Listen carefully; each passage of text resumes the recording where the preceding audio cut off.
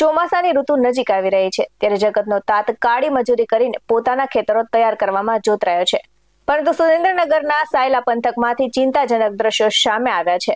તો સરકાર ભલે ગમે તેટલા દાવા કરે કે રાજ્યમાં ઈંધણનો પૂરતો જથ્થો ઉપલબ્ધ છે, પરંતુ વાસ્તવિકતા કંઈક જુદું જુદી તરફ બતાવે છે. તો સાયલામાં છેલ્લા કેટલાક દિવસોથી ડીઝલની ભારે અછત સર્જાય છે અને વધુમાં જોઈએ તો પેટ્રોલ પંપ પર વાહનોની અને હાથમાં કેરબા લઈને ઉભેલા ખેડૂતો શું કહી રહ્યા છે, ચાલો જોઈએ. નમસ્કાર દર્શક મિત્રો, બેસ 90 ન્યૂઝમાં આપની સાથે હું છું નેહા પટેલ. હાથમાં પ્લાસ્ટિકના કેરબા, કલાકોનું વેઇટિંગ અને ચહેરા પર ચિંતા. આ દ્રશ્યો છે સાયલા પંથકના પેટ્રોલ પંપના.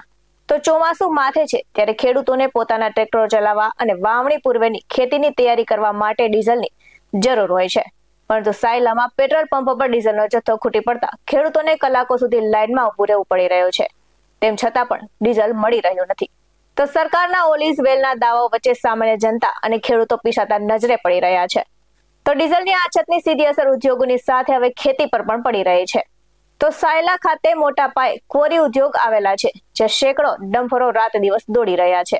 તો ડમ્પર માલિકોને પૂરતું ડીઝલ ન મળવાના કારણે ટ્રાન્સપોર્ટો અને તેના ધંધા બંધ થયા છે અને તેની સીધી માઠી અસર પડી રહી છે. તો અડધાથી વધુ ડમ્પરોના પૈડા થંભી ગયા છે, જ્યારે અનેકની રોજગારીને લઈને મોટો પ્રશ્ન ઉભો થયો છે.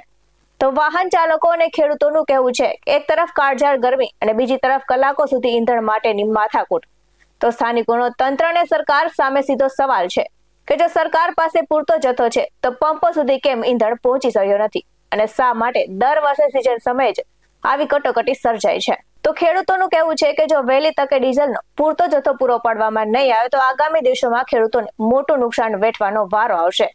તો હવે જોવું એ રહેશે કે ઊંઘતું તંત્ર ક્યારે જાગે છે કે પછી જનતાને હજુ વધુ દિવસો સુધી લાઇનમાં ધક્કા ખાવા પડશે.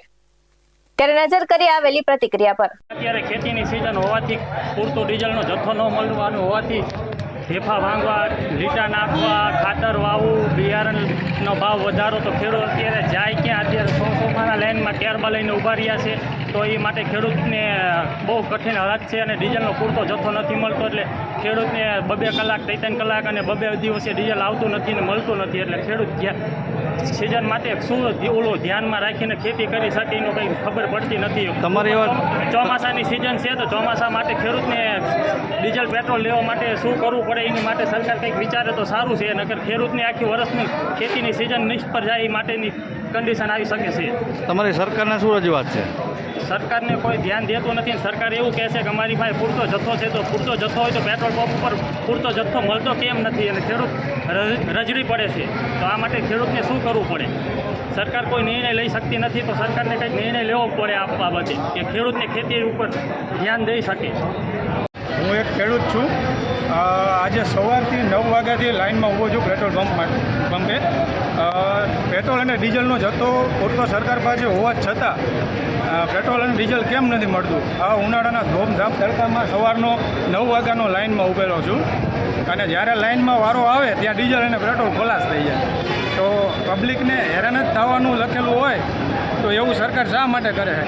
સરકારને પૂરો જથ્થો આપવા મારી નમ્ર વિનંતી છે, જેથી પબ્લિક પરેશાન ન થાય.